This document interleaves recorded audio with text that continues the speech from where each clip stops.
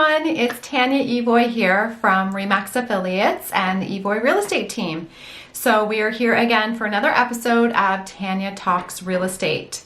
So we are focusing on sellers again for this video, and this one specifically deals with cleaning and pre-packing. So this is probably one of the most overwhelming steps that I run into with clients. It's actually one of the most overwhelming steps for any homeowner.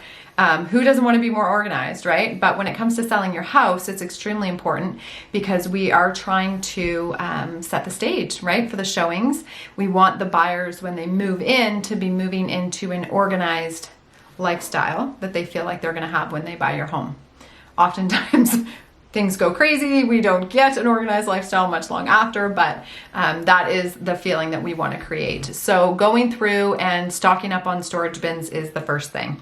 So once you have those storage bins, you're going to go through your closets. I just want to, full disclaimer, this is like in no way a judgment. I need to do all these things as well. But when we go into homes and we see the closets are jam-packed full of clothes, it creates a chaotic feeling in somebody when they're buying a home, and we don't want that. So going through the closets and literally cutting half. Everything is a half rule, half of everything that you have in there. So put away half of your clothes, half of your shoes, right? You're gonna pack it away. Next, you're gonna tackle the kitchen countertops. So the kitchen countertops tend to house things like kitchen appliances that we don't necessarily need. They gather clutter, obviously, because we're living in it, but all that needs to be gone. So, when you're going through all of your cabinets and your pantry, stuff like that, again, cut back half. Like, you don't need 13 casserole dishes. I know I don't. I still have them, but I don't need them. So the idea here is to take aside what you currently need and pack away the rest, right? Because hopefully you're only going to be living in the house for a short amount of time, and you're going to have to pack it away anyway. So this is an easy way to get started, and it makes your cupboards look more organized, your kitchen looks bigger. It's just a really nice feel for the buyers. So removing all of those into like the toasters, appliances, into an easy access cabinet so that when you need to use it, you can pull it out and then put it back in, right? So when it comes to like home decor, so knickknacks lying around the house, this is probably where most people get kind of caught up, right?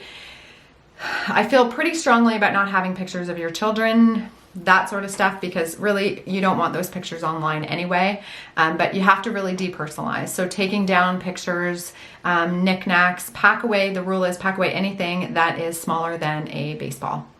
So the reason for that is because our eyes are drawn to things, right? And when you're looking at things, you're not looking at the house. We want them to look at the house. So this is really important, right? So you can have like a candle or a plant or something, but just try not to overdo it with the stuff, because again, that's where people tend to get bogged down. So sports trophies and kids' artwork, things like that, again, we want to depersonalize. We want them to see themselves living in your home. When it comes to home decor, so for the bathroom, that's another one, because we want to make sure that your makeup, your toiletries, all that stuff are packed away. You're probably not going to be using it every single day. If you are, just put it away safely in a nice little container, throw out any expired products, all that stuff. And you can pick up some smaller bins and just keep them tucked away.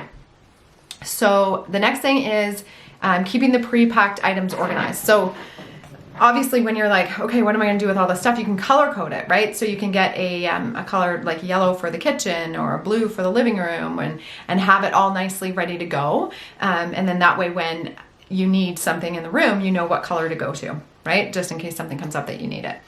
So the next step is deep cleaning your home. So one of the things that I notice with buyers is when we're walking through a house and there's, dirt, or maybe not dirt, but just like life, then buyers tend to go, oh, okay. And they're thinking in their head, okay, I've got to do these things to the house. And maybe not things they need to do, but things they want to do to the house. And that, coupled with cleaning jobs, it starts to get overwhelming, because the process, as I'm sure you know, of buying a house is overwhelming to start with.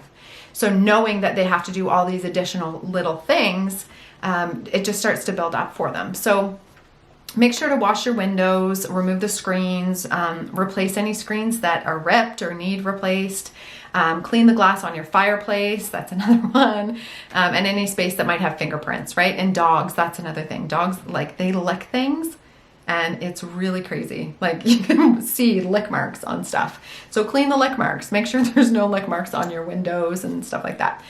Dust your baseboards and your fan blades, your light receptacles, bookshelves, and hard to reach places, because those are the kind of places that dirt just kind of collects and then people's eyes are drawn to it. Clean the carpets, wash the floors.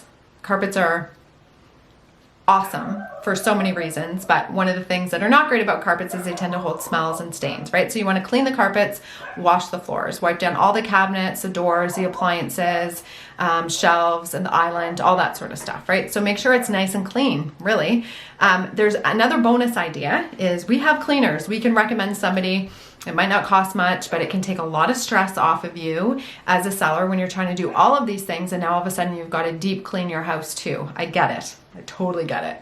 So we're happy to provide you with an excellent professional that can help you with your cleaning, and it can really take a load off of you in getting ready. So we're here to help you. That's what we do, right? So buyers are going to be looking closely at things in the home, so make sure it's nicely cleaned and presents beautifully. So that is our show for today, talking about how to clean and pre-package your home so that it's ready for the buyers. If you have any questions, we're always here to help. And if you would like a free guide, a seller guide that has a list of questions for your real estate agent, some tips and some things that we've run into that we find to be most effective, then just drop a comment below and we will be happy to get it out to you. Thanks so much for watching. I hope you enjoyed today's episode, and we'll talk to you soon. Bye.